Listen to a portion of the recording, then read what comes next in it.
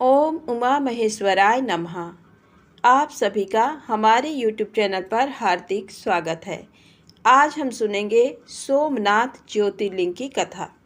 यदि आपको कथा अच्छी लगे तो कृपया वीडियो को लाइक अवश्य करें, चैनल को सब्सक्राइब कर लें और ज़्यादा से ज़्यादा शेयर करें। तो आइए भगवान शिव के चरणों में नमन करते हुए कथा को शुरू करते हैं। सोमनाथ ज्योतिर्लिंग मंदिर एक महत्वपूर्ण प्राचीन हिंदू मंदिर है, जहां स्थित सोमनाथ ज्योतिर्लिंग की गणना 12 ज्योतिर्लिंगों में प्रथम ज्योतिर्लिंग के रूप में होती है।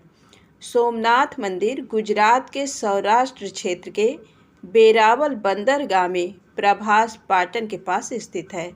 सोमनाथ को अनंत देवालय भी कहा जाता है।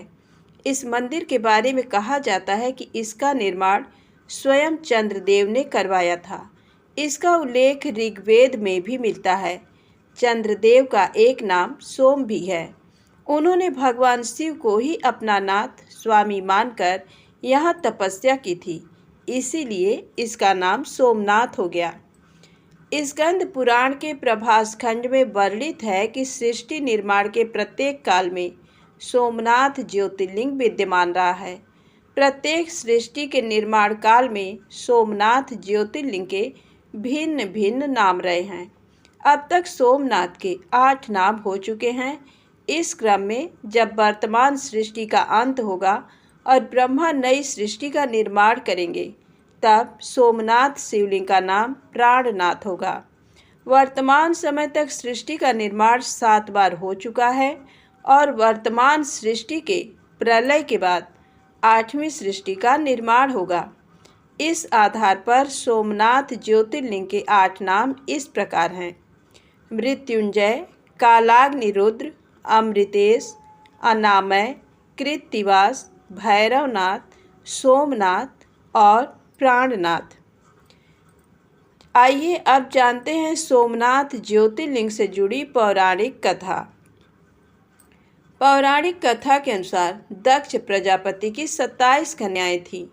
उन सभी का विवाह चंद्रदेव के साथ हुआ था, किंतु चंद्रदेव का समस्त अनुराग व प्रेम उनमें से केवल एक रोहिणी के प्रति ही रहता था। उनके इस कृत्य से दक्ष प्रजापति की अन्य कन्याएं बहुत अप्रसन्न रहती थीं। उन्होंने अपनी ये व्यथा कथा अपने पिता को सुनाई। दक्ष प्रजापति ने इसके लिए चंद्रदेव को अनेक प्रकार से समझाया, किंतु रोहिणी के वशीभूत उनके हृदय पर इसका कोई प्रभाव नहीं पड़ा। अंततः दक्ष ने क्रुद्ध होकर उन्हें क्षयग्रस्त हो जाने का शाप दे दिया। इस शाप के कारण चंद्रदेव तत्काल क्षयग्रस्त हो गए। उनके क्षयग्रस्त होते ही पृथ्वी पर सुधा, शीतलता, वर्षण का उनका सारा कार्य रुक गया। चारों ओर त्राहि त्राहि मच गई। चंद्रदेव भी बहुत दुखी और चिंतित थे।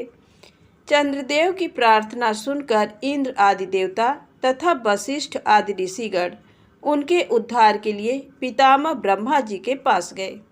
सारी बातों को सुनकर ब्रह्मा जी ने कहा, चंद्रदेव, अपने शाप विमोचन के लिए अन्य देवों के साथ पवित्र प्रभास क्षेत्र में जाकर मृत्युंजय भगवान शिव की आराधना करें।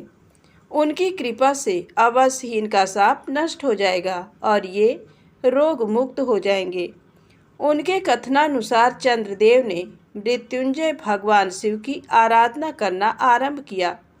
उन्होंने घोर तपस्या करते हुए 10 करोड़ बार मृत्युंजय मंत्र का जप किया। इससे प्रसन्न होकर भगवान शिव ने उन्हें अमरत्व का वर प्रदान किया। उन्होंने कहा, चंद्रदेव, मेरे वर से तुम्हारा शाप मोचन तो होगा ही, साथ ही साथ प्रजापति दक्ष के वचनों की रक्षा भी हो जाएगी। कृष्ण पक्ष में प्रतिदिन तुम्हारी एक एक कला क्षीण होगी, किंतु पुनः शुक्ल पक्ष में उसी क्रम से तुम्हारी एक एक कला बढ़ जाया करेगी। इस प्रकार प्रत्येक पूर्णिमा को तुम्हें पूर्ण चंद्रत्व प्राप्त होता रहेगा। चंद्रदेव को मिलने वाले इस वरदान से सारे लोगों के प्राणी प्रसन्न हो उठे। सुधाकर चंद्रदेव पुनः 10 दिशाओं में सुधा वर्षण का कार्य पूर्ववत करने लगे। शाप मुक्त होकर चंद्रदेव ने अन्य देवताओं के साथ मिलकर मृत्युंजय भगवान से प्रार्थना की कि आप माता पार्वती जी के साथ सदा के लिए प्राणियों के उद्धारार्थ यहाँ निवास करें। भगवान शिव उनकी इस प्रार्थना को स्वीकार करके ज्योतिर्लिंग के रूप में माता पार्वती जी के साथ तभी से यहाँ रहने लगे। ऐसी मान्यता है कि इसी पावन स्थान पर श्री कृष्ण भालुका तीर्थ पर विश्राम कर रहे थे।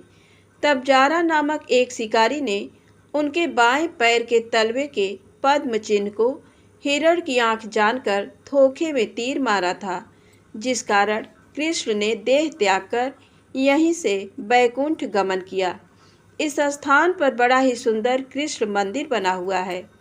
सोमनाथ मंदिर 3 हिस्सों में बटा हुआ है, जिसमें मंदिर का गर्भगृह, नृत्य मंडप और सभा मंडप शामिल है।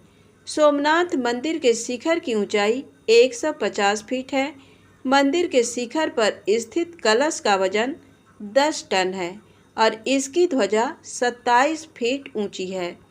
सोमनाथ मंदिर में स्थित शिवलिंग में रेडियोधर्मी गुण है, जो जमीन के ऊपर संतुलन बनाए रखने में मदद करता है।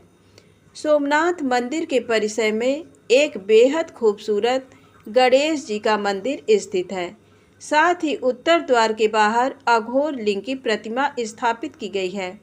हिंदुओं के इस पवित्र तीर्थ स्थल में गौरी कुंड नामक सरोवर बना हुआ है और सरोवर के पास एक शिवलिंग स्थापित है।